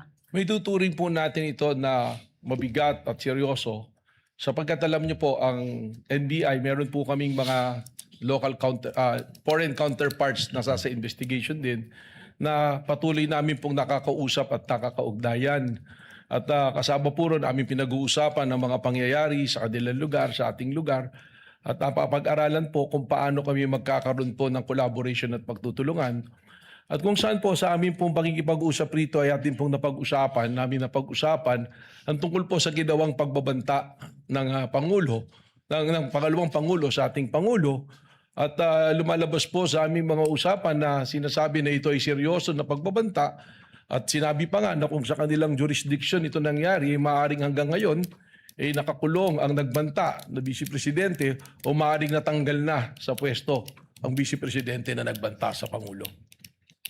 Maraming salamat sa iyong paglilinaw kaugnay ng gravity at seriousness. Puntahan natin yung pangatlong batayan, identity. Mr. Witness, ano ang inyong sinuri kung mayroon man kaugnay ng identity ng pinagmumula ng banta? Ito naman po ay malinaw na na-establish na ng identity at hindi naman po ito itinanggi. Paulit-ulit naman na inamin na ang nagbanta, ang napausap ng papatay ay ang ating pong Vice Presidente na si Vice President Sara Duterte. Bukod sa Vice Presidente Sara Duterte na tinukoy mong pagkakakilanlan ng nagbanta, ano pa o sino pa kung mayroon man, Mr. Witness, ang inyong sinuri dito sa pag-aaral ng identity o pagkakakilanlan? Sinama na rin po namin dito ang tuloy-tuloy na mga banta kahit na po ng mga ordinaryong individual at kasama na rin po rito ang patuloy na banta po na nabanggit po ng ating pong Mayor Baste Duterte po. Puntahan naman natin ang pang-apat ninyong batayan, capacity. Ano ang inyong mga sinuri kaugnay ng capacity to execute threat? Unang-una po namin tiningnan sa capacity o kapasidad ng nagturan ng pagbabanta o pakikipag-usap nga sa pagpatay. Alam naman po natin ang Vice Presidente may malawak na network. Alam po natin na matagal ding nangungulang Pangulo ang kanyang ama po. At sila po, regionally ay sila rin kinikilala dyan po sa Davao. Ibig sabihin po, marami po silang network na maaari ding ibilang natin dito yung mga men in uniforms sa Philippine military po natin, sa kapulisan. Ito po ay ating ipinactor in na kasama po doon sa kapasidad na kayang gawin po ang kanyang sinabing pagpapapatay. Binanggit mo ang network ng dating Pangulo, ganun din na ang ama ay dating Pangulo. Binanggit mo ang network ng Vice Presidente. Ano pa ang inyong sinuri kung mayroon man kaugnay pa rin ang capacity ng pinagmumula ng banta?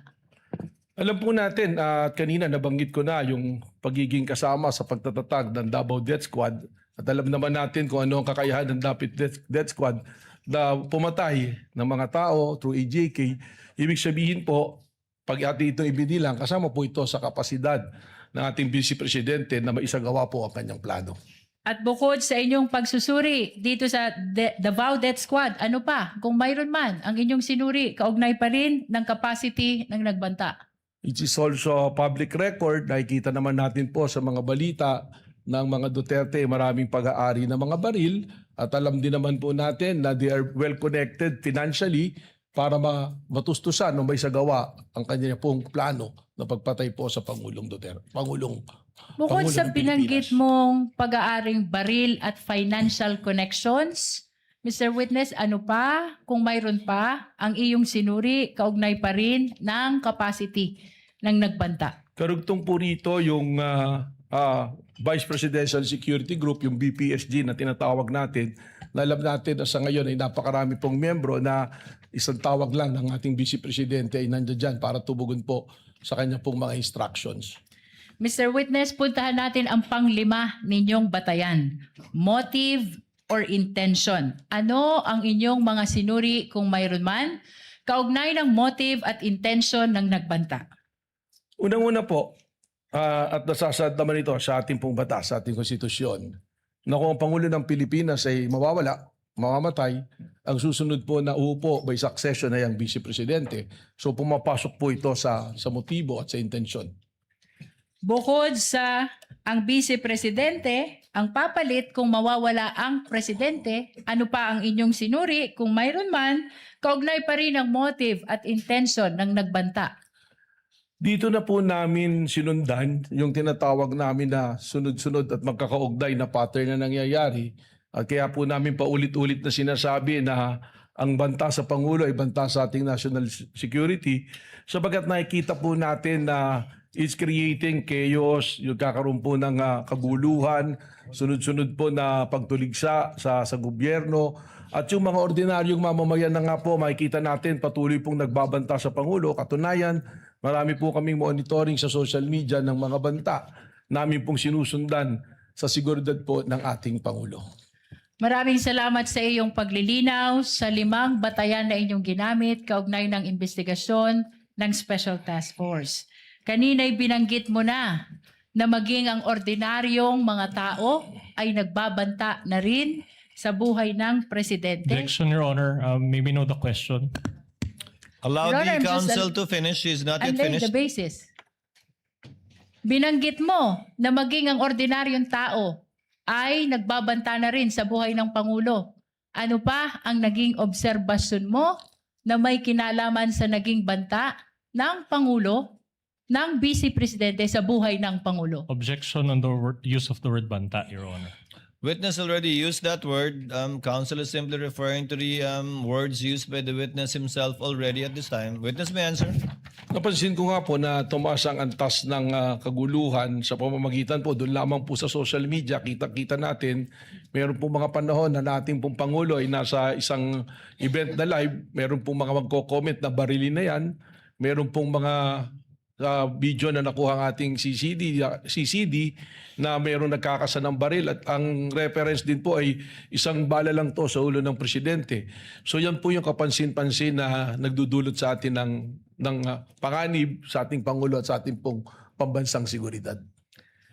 Pagkatapos ng mga nabanggit mong obserbasyon sa inyong investigasyon, ano ang inyong ginawa sa Special Task Force kaugnay pa rin ang inyong investigasyon sa banta ng Vice Presidente sa buhay ng Pangulo? Malinaw po ang mandato ng Special Task Force at ang mandato po nito ay patuloy na bantayan ang seguridad po ng ating Pangulo. At hindi lamang po para bantayan ang seguridad ng Pangulo, kundi hanapin at ma-identify kung sino ang kinausap ng Vice Presidente para po patayin ang ating Pangulo. Binanggit mo na bahagi ng inyong ginawa ay hanapin ang taong kinausap ng Pangulo? Ano ang inyong napag-alaman, kung mayroon man, kaugnay ng tao na kinausap ng Vice Presidente upang patayin ang Pangulo, ang First Lady at ang former Speaker? Sa ngayon po, ang aming pong investigasyon at ang task force is a continuing and active investigation of the threat to the President. Meron po tayong mga leads natin pong sinusundan at katunayan, we already have established persons of interest na maaaring makapagturo o tumukoy dun sa taong kinausap ng ating Vice Presidente o maaaring isa rito sa tinatawag nating persons of interest ang siyang talagang nakausap ng Vice Presidente. Mr. Witness, binanggit mo yung persons of interest upang mas maunawaan tayo ng mga kababayang nanonood. Ano ang ibig sabihin mo ng persons of interest? Ang ibig sabihin po nito, itong mga taong ito ay maaaring magbigay linaw o makapagturo sa identity ng taong kinausap o sa pangyayari ng pag-uusap o yun nga po, maaaring sila mismo ang nandoon o sila mismo ang kinausap. Kaya po ito tinatawag na persons of interest. Hindi po nangangahulugan na sila na mismo ang kinausap gaya ng aking pong sinabi. Kaugnay pa rin ang binanggit mo na mayroon ng persons of interest. Mr. Witness, ano ang pagkakakilanlan ng mga persons of interest na tinukoy mo? Respectfully, Mr. Presiding Officer, kinalulungkot ko po pero sa aking pong katatayuan bilang NBI Director, hindi ko po maaaring isiwalat ang pagkakakilanlan o pagkatao ng ating mga persons of interest na ito sapagkat gaya ng aking sinabi, this is a continuing and an open investigation po sa nangyari po na pagkontrata sa pagpatay sa ating Pangulo. Mr. Witness, matagal nang iniintay ng sambayanan kung sino ang taong kinausap ng Vice Presidente. As a matter of fact, maging ang ating iginagalang na mga senator judges ay nagtatanong din kaugnay ng pagkakakilanlan ng taong kinausap ng Presidente. Ano ang dahilan, kung mayroon man? Bakit mo sinasabi, Vice President? Bakit mo sinasabi na hindi ito pwedeng i-disclose o isa publiko itong mga persons of interest na tinukoy mo? Alam po ninyo, maraming kadahilanan. Tayo po ay nasa law enforcement. Kapag ang ganito pong bagay na it's an open and continuing investigation ay ating isisiwalat, unang-una pong mangyayari rito ay makukompromiso po ang ating investigasyon. At may lalagay po sa alanganin yung pong ating mga tinatawag na informants o assets na nasa ground na nagbibigay po sa atin ng human intel na tinatawag. At kasama na rin po rito na yung pong aming capability to have successful operation ay makompromiso sapagkat maaaring hindi na po kami pagtiwalaan ng aming pong mga pinanggagalingan na source. Pangatlo po, it will violate the right of privacy po ng mga individual na ating natukoy na persons of interest. At meron din po itong kaparusahan under the administrative code na kung ang isa pong information ay confidential, secret or top secret, eh hindi po ito pwedeng ibahagi basta-basta sa publiko. Ito po ay exception din sa Freedom of Information under po sa Memorandum Order number 15 po ng ating pong Pangulo. Mr. Witness, binanggit mo ang maraming dahilan kung bakit hindi mo pwedeng i-disclose itong pagkakakilanlan ng mga persons of interest. Baguhin ko yung tanong, anong pagkakataon kung meron man na maaari mong ibahagi sa impeachment court na ito ang mga persons of interest na tinutukoy mo? Alam po ninyo, kahit dumating yung punto na matukoy na natin kung sino ang kinausap, we have the right to protect yung pong aming mga informants. Sapagkat ang pinoproteksyonan din po namin dito ay ang institusyon ng NBI. Subalit ito po ay patuloy na pagsusuri at report na tuloy na ginagawa po ng National Bureau of Investigation. Katunayan po, nandirito po sa akin yung mga report ng task force tag as confidential. Kaya pagpamanin po ninyo na talagang hindi ko po ito pwedeng ibahagi na pagpapubliko. Ano Your Honor, yung please. mga Counsel for Respondent. President is recognized. Your Honor, considering already the length of time, can we just ask for a 5-minute recess, Your Honor? Actually, I'm about I'm to all- do so as soon as the counsel for the Your lead Honor- counsel Your winds Honor, up. I'm about to conclude. As soon as the direct examination is concluded, the chair will declare a recess before we proceed with your cross. Would that be okay, counsel? Okay, Your Honor. Counsel may proceed. Witness may answer. Mr. Witness, ano yung mga papel na ipinapakita mo kanina? Ito po yung patuloy na pag-uulat, mga minutes ng meeting at mga intel report po na nasagap kaugnay po sa ating isyong pinag-uusapan. Kaugnay ng mga persons of interest na hindi mo pwedeng isiwalat, iyan ba ay bahagi ng mga papel na iyong ipinapakita? Kasama na po ito.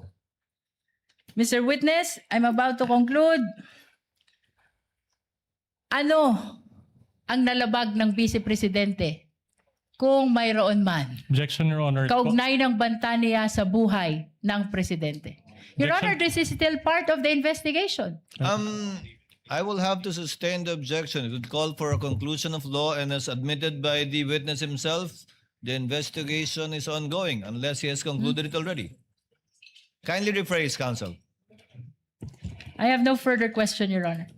If there are no further questions, given that it is 4:03 and given that it's been 2 hours already, as agreed, Chair will declare a 15-minute recess. We shall resume at 4:18 for the cross-examination of the counsel